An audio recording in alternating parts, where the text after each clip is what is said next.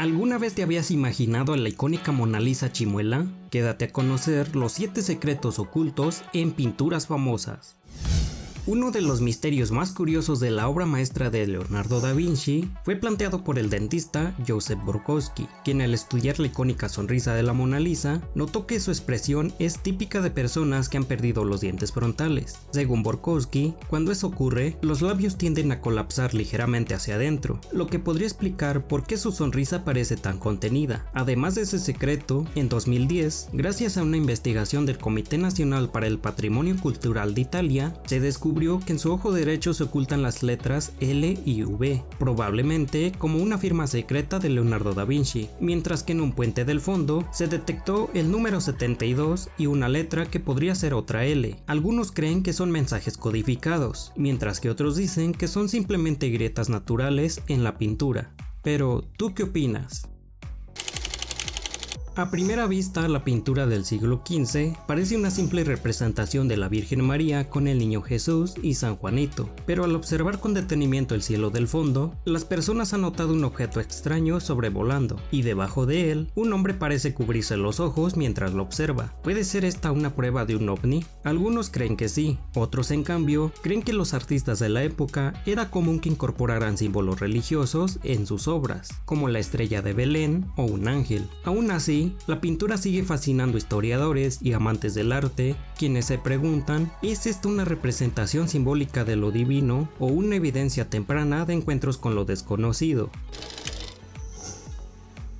Imagina tener una pintura que estuvo ocultando otra pintura debajo. Eso fue exactamente lo que ocurrió con el viejo guitarrista de Pablo Picasso, que durante más de un siglo ocultó un secreto invisible a simple vista. La imagen de una mujer sentada y lo que parece ser un cordero, escondidos bajo capas de pintura. No fue hasta 1998 cuando investigadores del Instituto de Arte de Chicago descubrieron con ayuda de rayos X e infrarrojos que además de la mujer, parecía también haber una silueta de un niño en el lado derecho del lienzo. Pero, ¿por qué estaban ahí? La respuesta podría estar relacionada con la situación económica que enfrentaba Picasso en esos momentos, por lo que a menudo reutilizaban lienzos. Así, este hallazgo nos ofrece una visión más profunda del proceso creativo de los artistas al momento.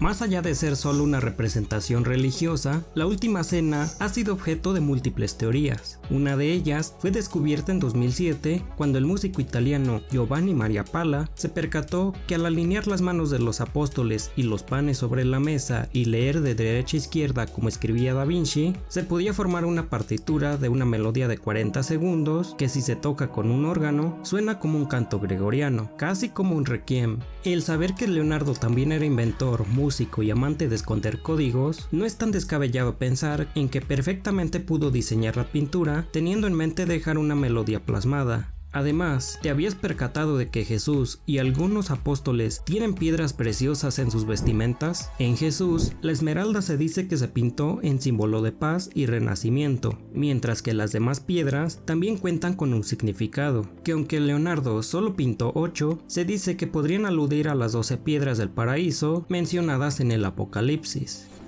Una de las obras más icónicas de la historia del arte muestra el autorretrato de Vincent Van Gogh, donde se aprecia con la oreja vendada, la cual, tras constantes discusiones con su compañero Paul Gauguin, la noche del 23 de diciembre tras una fuerte pelea y en un estado de crisis, perdió la cabeza y decidió cortar parte de su oreja izquierda con una navaja de afeitar. Días después, se pintó a sí mismo, mostrándose serio y vendado. Un autorretrato que grita más que cualquier palabra, pero hay un detalle que desconcierta a muchos. ¿Por qué aparece vendada su oreja derecha? La respuesta es simple cuando recuerdas que este retrato fue hecho frente a un espejo, representando la fiel visión de sí mismo en uno de los momentos más oscuros de su vida.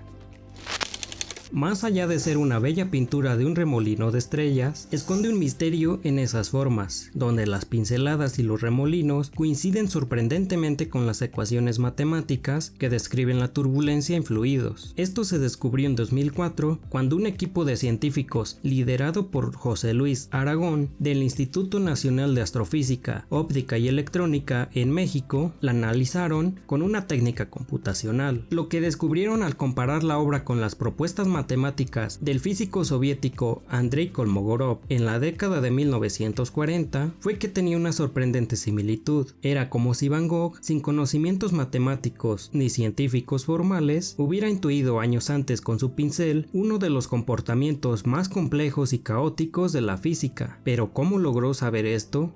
La verdad es que La noche estrellada la pintó en un estado mental alterado, probablemente tras un episodio psicótico, lo que lo hizo tener una percepción aumentada del mundo exterior. Eso nos da a saber por qué la luna y las estrellas están pintadas con un tamaño e intensidad lumínica desproporcionadas, expresando quizá cómo le afectaba emocionalmente ver el cielo estrellado estando encerrado en un sanatorio.